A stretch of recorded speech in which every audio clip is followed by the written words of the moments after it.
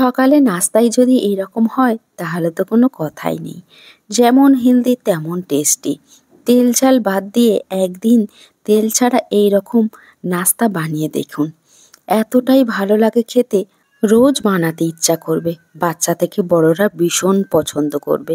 খুব কম সময়ের মধ্যে বানিয়ে নেওয়া যায়। হ্যালো বন্ধুরা, কুসুমের রান্নাঘরে সবাইকে স্বাগত। তাহলে দেখে নেওয়া যাক আজকে আমার রেসিপিটি। সবার প্রথমে এখানে আমি একটা মিক্সিং বোল নিয়েছি, 1 কাপ সুজি নিয়েছি, ওই কাপের মাপ করে হাফ কাপ টক দই নিয়েছি। তারপরে ওই কাপের মাপ করে আমি 1 কাপ জল দিয়ে দেব স্বাদ মতো লবণ, 1 চামচ চিনি। সব উপকরণ খুব ভালো করে আমি মিশিয়ে নেব।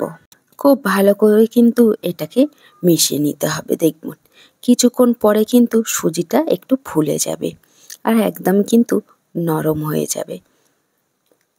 এটা কিন্তু কোনো রকম রেস্টে রাখার দরকার নেই। দেখুন সুজিটা কিন্তু নরম হয়ে গেছে। এবার আমি একটা মিক্সিং জার নিয়ে নেব, একটা স্মুথ ব্যাটার তৈরি করে নেব। একদম কিন্তু একটা স্মুথ ব্যাটার তৈরি করে নিতে হবে। দেখুন আমি এটাকে ঢেলে নিয়েছি।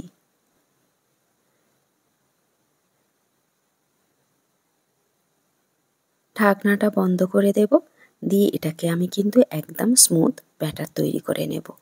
আমার কিন্তু একদম স্মুথ ব্যাটার তৈরি হয়ে গেছে। দেখুন একদম কিন্তু কোনো রকম দানা ভাব নেই। তারপরে এটাকে মিক্সিং বোলের মধ্যে ঢেলে নেব।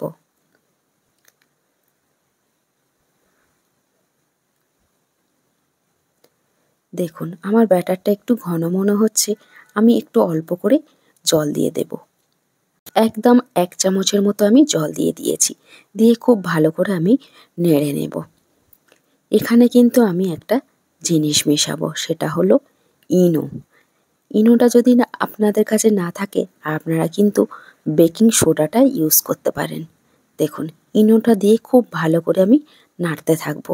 ব্যাটারটা কিন্তু একদমই হালকা হয়ে যাবে। দেখুন আবারও বলছি, ইনোটা না থাকলে কিন্তু আপনারা বেকিং সোডাটাও ইউজ করতে পারেন। ইনোটা দেওয়ার পরে কিন্তু রেখে দিলে হবে না, এটাকে কিন্তু তৈরি করে নিতে হবে। আমার ব্যাটারটা দেখে বুঝতে পারছেন, এই রকমই ব্যাটার কিন্তু বানিয়ে নিতে হবে।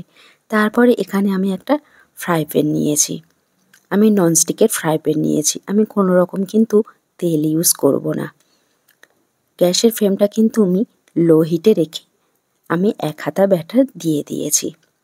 তারপর ওপর থেকে অল্প একটু পেঁয়াজ কুচি দিয়ে দেব টমেটো কুচি, তারপরে দিয়ে দেব কাঁচা লঙ্কা কুচি, অল্প একটু ধনেপাতা কুচি দিয়ে গ্যাসের ফ্লেমটা কিন্তু একদমই লোতে রেখে দেব। কিছুক্ষণ যাওয়ার পরে দেখবেন উপরটা কিন্তু একদমই সাদা হয়ে যাবে। দেখুন ধীরে ধীরে কিন্তু কালারটা অনেকটাই চেঞ্জ হয়ে গেছে। যখন পুরোটাই চেঞ্জ হয়ে যাবে তখন ভাববেন যে এটা রেডি হয়ে গেছে। আমার কিন্তু এটা কিন্তু একদমই রেডি হয়ে গেছে। আপনারা দেখেই নিশ্চয়ই বুঝতে পারছেন কালারটা কত সুন্দরভাবে চেঞ্জ হয়ে গেছে। খুব সুন্দরভাবে তৈরি হয়ে গেল তেল ছাড়া হেলদি একটা নাস্তার রেসিপি। একইভাবে কিন্তু আমি আবারও 1 হাতা ব্যাটার দিয়ে পেঁয়াজ কুচি দিয়ে দেব। আপনারা কিন্তু নাস্তার জন্য এই রকম একবার বানিয়ে নিতে পারেন। একদম কিন্তু খুব কম সময়ের মধ্যে তৈরি হয়ে যায়। বাচ্চা থেকে বড়রা ভীষণ পছন্দ করবে খেতে।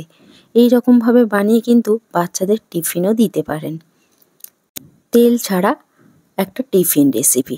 দেখুন কালারটা কতটা সুন্দর হয়েছে, আমি পিছন দিকটা দেখালাম। আমার কিন্তু আর একটাও তৈরি হয়ে গেছে। সেম প্রসেসে কিন্তু আমি সবগুলো বানিয়ে নেব। খুব কম সময়ের মধ্যে কিন্তু এই নাস্তাটা তৈরি করে নেওয়া যায়। আপনাদের হাতে যদি খুব কম সময় থাকে তখন কিন্তু চটজলদি এই নাস্তাটা বানিয়ে নিতে পারেন। একদমই কিন্তু হেলদি একটা নাস্তার রেসিপি। আমার আজকের রেসিপিটা আপনাদের কাছে কেমন লাগলো অবশ্যই করে কমেন্ট করে জানাবেন। ভিডিওটা ভালো লাগলে একটা লাইক দিয়ে চ্যানেলটাকে সাবস্ক্রাইব করে আমার সাথেই থাকবেন।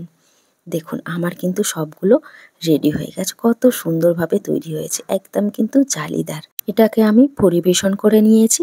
পুদিনা পাতার চাটনি দিয়ে। আপনারা কিন্তু সস দিয়েও পরিবেশন করে নিতে পারেন। আজকে এখানেই শেষ করছি।